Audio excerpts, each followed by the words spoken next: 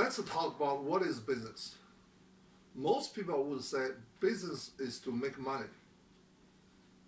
This is a result or the purpose of doing business, but not enough.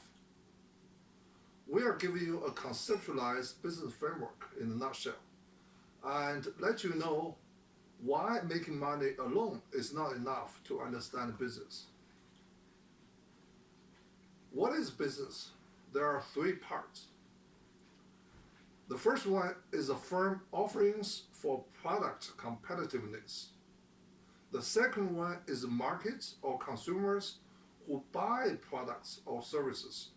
And the third, their enculturation or acculturation context, which is also to define and confine business. Let's start with how to define this conceptual framework.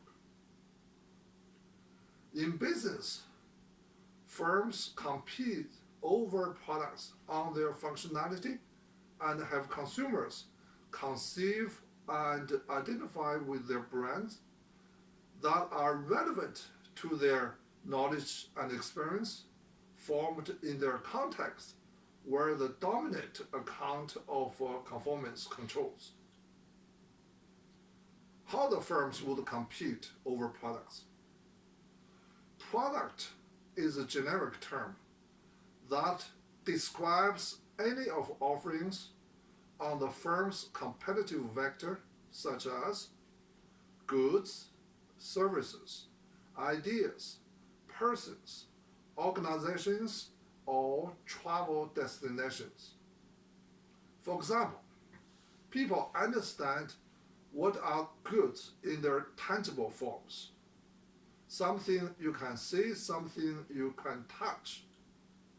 People also understand services in their intangible forms, such as financial services in banks, medical services in hospitals, or educational services in schools and colleges, mainly through ideas and thoughts.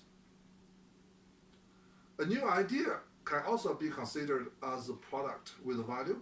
Therefore, it is marketable in business. Other examples such individuals or organizations and tourist cities. The city of Las Vegas, for example, how do they market the city as a product? We know the city has a slogan. What happens here stays here. Or what happens in Vegas stays in Vegas. You know why they do this? Because the city would be considered as a sin city by many religions. They want to keep you spend money and feel happy, but leave the sinful feelings behind. Therefore, we say products should have some functionality and benefits by their content, form, and structure. Content, including attributes, features, utilities. For the forms, such as a product trademark by names, logo, and the like. And the structure, it defines a relationship between content and form within the product. How firms or companies are competing against each other? Mainly, they are competing through two ways. The first one is a differentiation for distinction, or the second one, imitation for similarities. The first one, they compete through product differentiation in many aspects of product for distinction. For example, you can create more usage of functions on product, such as a copier can also do scanning, phone, fax, or wireless printing.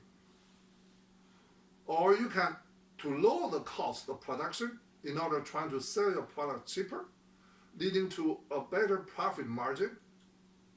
Or you can extend a longer usage life, such as for cars or pieces of home appliances. to offer the better service, such as we can deliver product to your home for free. Or you can have a unique slogan like the one from the city of Las Vegas. Generally, when products are evaluated or shopped by consumers, people want something that can have more useful functions, longer usage life, at a low cost, and a better reputation. So far, you can see doing business is not easy. Here comes the second way of competition. Rather than to compete for distinction by differentiation, some firms compete through product imitation for similarities. If we can beat them, join them, or learn from them. For example, we have a Nike branded products in the sports gears in the US. A Chinese firm came up with its Nike products in the same sports apparel industry. It has a very similar trademark and the logo design. The main difference is the word use, Nike for Nike. Just put some smiles or shake your head. It is not a Chinese firm alone. We have a classic case in the US too. Someone started with a product that is called fish fry. Basically, it is a grandma recipe, mixing the corn flour with the salt and the seasonings together, and after you get fish prepared, you just put them together into a paper bag or plastic bag to shake them and deep fry them with oil. Of course, nowadays, people want to be healthy, they bake them. In business competition, whenever someone is the first to make money with the success, they are the leading companies. Others are the trading companies. Let's say, when we do the product innovation, if Amy can come up with a fish fry idea, why not me? John started to think, how can I do something similar? I want to make money too, and have my own market share and consumers who like to buy my own products. John did some thinking and research. If they can do fish fry, why not me do the chick fry? Great idea, right?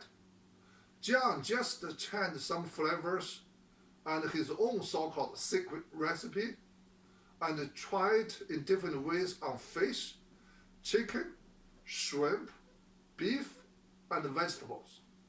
Done! Great success. Sometimes the new product even gets better. John basically replicated or imitated the fish fry idea on his own. Very similar in product functionality, in terms of product features, attributes, or utilitarian functions. We call it imitation for similarity on product functionality. In today's marketplace, you can see the similar examples almost everywhere. Think about your smartphones. Your iPhone can do the camera function. So does my Samsung phone. You can give me many examples in this regard. Now, John has a problem.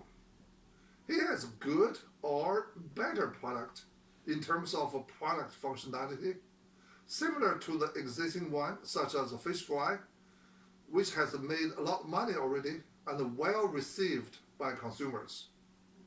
How can I sell mine? John figured. If they can call it as a fish fry or iPhone, why not me to call it as a chick fry or iChair? Great idea, right? I'm leveraging on the leading firms such as fish fries established brand equity in the marketplace for my own. John marketed his products such as fish fry, had a big success in sales. Very well received by the consumers because his product not only can do with the fish, but also with the chicken, shrimps, and others, with more functions. When two products are competing for the same market segment, what would happen? The competition is bloody, or called red ocean, where many competitors are crowded. Big sharks may eat small ones, right? This time has no exception. Let's say a fish fry owner just come back from his or her vacation and saw the sales drop down significantly and wonder why. He or she found out there's a competing product out there called chick fry. People start to buy chick fries more because it is cheaper and can do more than just the fish fry.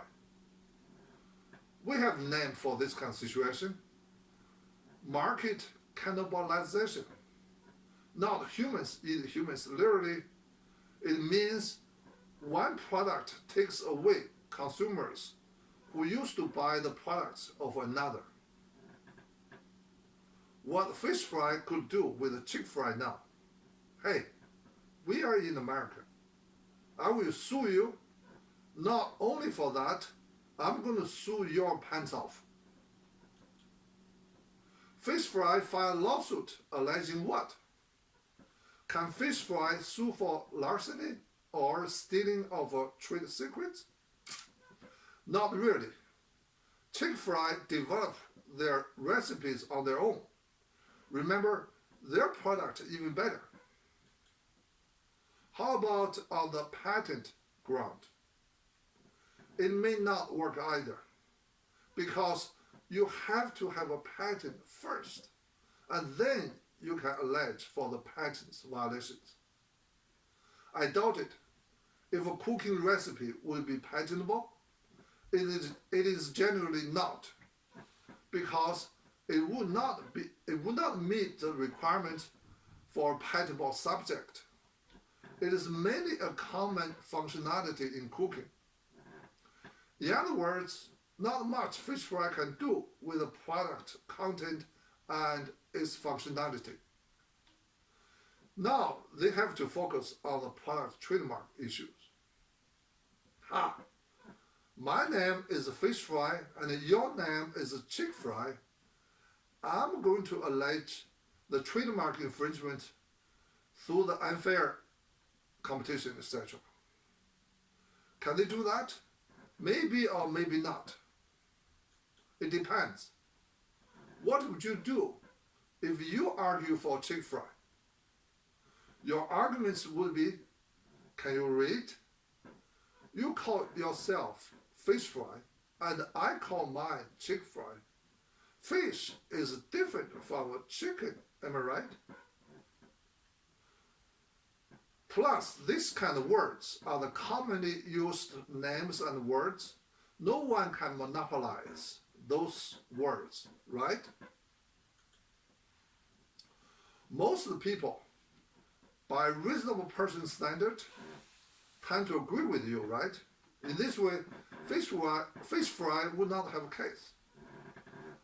The court compared the trademark law with the facts in the case and said, yes, those words are commonly used words. However, when those commonly used words are used to name a product, we wonder if they have acquired the secondary meaning to refer its original source of that product. Secondary meaning is something with additional meanings beyond usage of those common words. People use fish fry to refer to this particular product, and fish fry to name its own product. Whether chick fry has infringed the legally protectable rights of fish fry trademark? We don't know yet. We have to do some research and comparison to find out. The court did a marketing survey, asked consumers of whether they knew fish fry was different from a fish fry. Most of the consumers replied that they thought chick fry product is just another product from a fish fry company.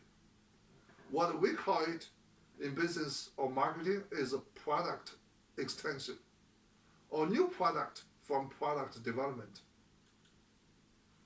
The court weighed all the factors and rendered a decision for fish fry. Trademark infringement penalty is quite hefty. Disgorgement of a profit that already made, plus 3 times of that for the punitive damages, plus attorney fees, court cost as well. And eventually, the chick fry company had to turn the name to fish fry. Nowadays, we just can see fish fry products still in the marketplace and no more chick fries, or fish fry, or veggie fry, etc. Here's some takeaways from this class. If you try to chase or leverage on the leading brands by imitating their product, either by their functionality or by their trademarks, be careful. Know what you are doing. Otherwise, you are going to lose big. Whenever a company have made its product acquired with a secondary meaning, you better stay away from it. For example, Apple has its iPad, iPad, iPhone, perhaps iCar in the future. Can you come up with a product called iChair? It is prudent not to do so if you want to start your own business. This is just the first part on product competitiveness in business, how firms are competing against each other. Thank you.